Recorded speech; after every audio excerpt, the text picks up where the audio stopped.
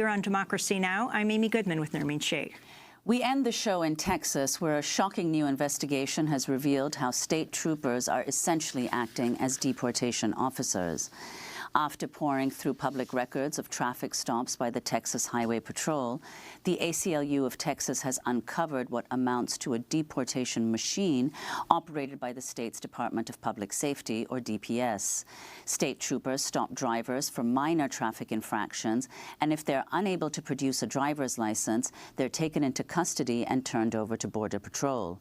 The Intercept, working with the ACLU of Texas, obtained several DPS dashcam videos that show immigrants being detained for trivial traffic violations and then being carted away by Border Patrol.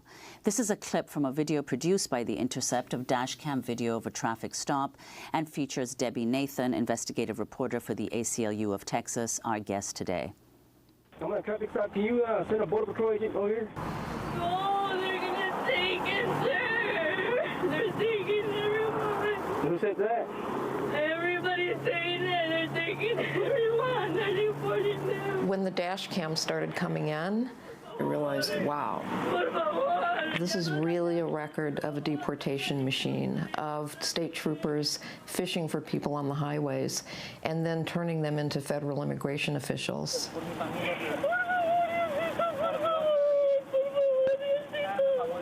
For more, we are joined by Debbie Nathan, investigative reporter for the ACLU of Texas. Her report for The Intercept headline, "They're Taking Everybody." Videos show Texas troopers ripping apart immigrant families during traffic stops.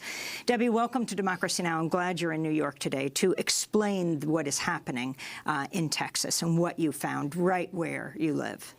I live in Brownsville, Texas, which is right on the border at the easternmost part of the border. It's a 1,200-mile border that goes all the way to El Paso. And for the past few years, the state of Texas has been funding, mega funding, to the tune of right now it's like $800 million a year to have a lot of state troopers down on the border. They're brought in on tours. And they are empowered to stop people on the roads, as they traditionally have, doing traffic enforcement. So in the course of stopping people on the border for things like broken taillights or failing to signal when they do a lane change, they ask for their driver's licenses. Now, in Texas and many other states for the past few years, it's been impossible for undocumented people to get driver's licenses. Well, they have to drive. I mean, there's really no public transportation, and people have to go to work. So they drive, and they don't have licenses, and it becomes sort of like the opposite of a star on your sleeve, like not to have something. As soon as they say they don't have a driver's license, it triggers a call from the trooper to the Border Patrol. And the Border Patrol, there are thousands of them on the Texas border, so they're usually just a few minutes away, and they arrive quickly. And are they interrogating them? Well, the troopers are not supposed to do that, but they start the interrogation, and then the Border Patrol finishes it up. They have the legal right to do that once they arrive. But the interrogations often start, when the troopers encounter the person. And I've seen there's one video in the Intercept piece where a man tries to exercise his Fifth Amendment right not to say why he doesn't have a driver's license, and he's very much verbally abused. In a similar manner, actually, to the Sandra Bland encounter. These are the same agents. But, it was my sense from looking at a lot of these videos, these dash cam videos that I got from the troopers, that even though that behavior is supposed to be really unacceptable, and they fired the agent who did it to Sandra Bland, it's allowed on the border with immigrants.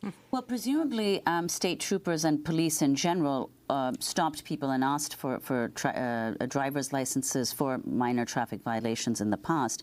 What do you know about when they started reporting these violations, when people weren't able to produce a driver's license, undocumented people weren't able to produce a driver's license, and then state troopers started communicating with Border Patrol? Well, it's my impression from looking at data, and I only have data that goes back about 2 years, and from hearing anecdotes from people in the community, and I've been down there 1 year, but people talk about this having happened in the last few years, but it was always sort of touch and go, because many times when I speak with people and they say, well, I used to get stopped, and they would ask me if I had my driver's license, and I didn't, and they would just let me go. And that seems to be almost what the custom was until about a year ago.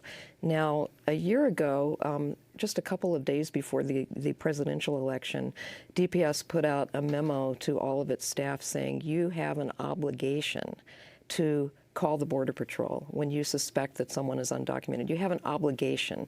I actually heard from somebody like a whistleblower in the Department of Public Safety, the troopers, that had not been the custom or the obligation prior to the letter. So now it seems like they have to do it. Now, Debbie Nathan, we introduced you as the investigative journalist for the ACLU, which is very interesting. I mean, we knew that model from Michigan, Kurt Guyette, with the ACLU, an investigative reporter who investigated the poisoning of an American city of Flint, Michigan. Explain this model. You're an investigative reporter with the ACLU.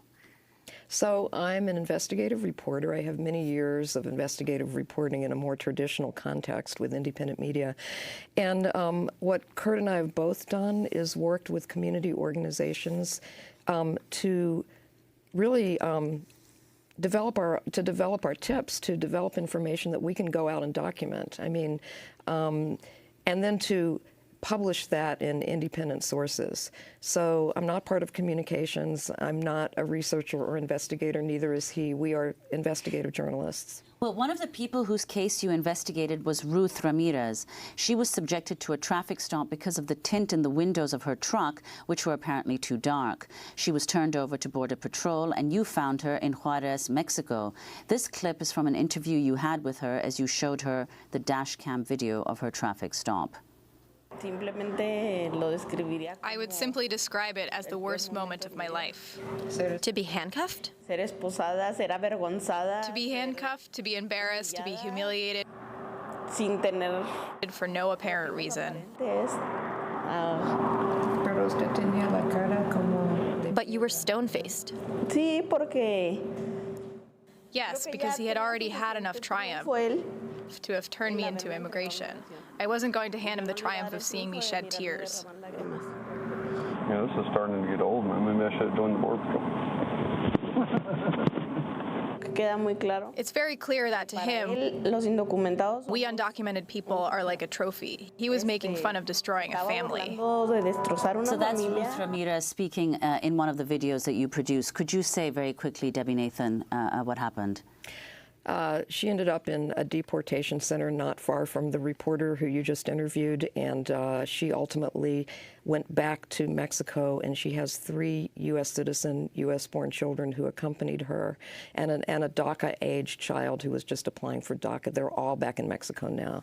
We're going to leave it there, but congratulations on your very important work, and we'll continue to follow it. Debbie Nathan, investigative reporter for the ACLU of Texas. We'll link to her report in The Intercept, headlined, "They're Taking Everybody." Videos show Texas troopers ripping apart immigrant families during traffic stops. And this breaking news, South African anti-apartheid activist, former head of Greenpeace International, Kumi Naidoo, has been named the next Secretary General of Amnesty International. I'm Amy Goodman with Nermeen Sheikh.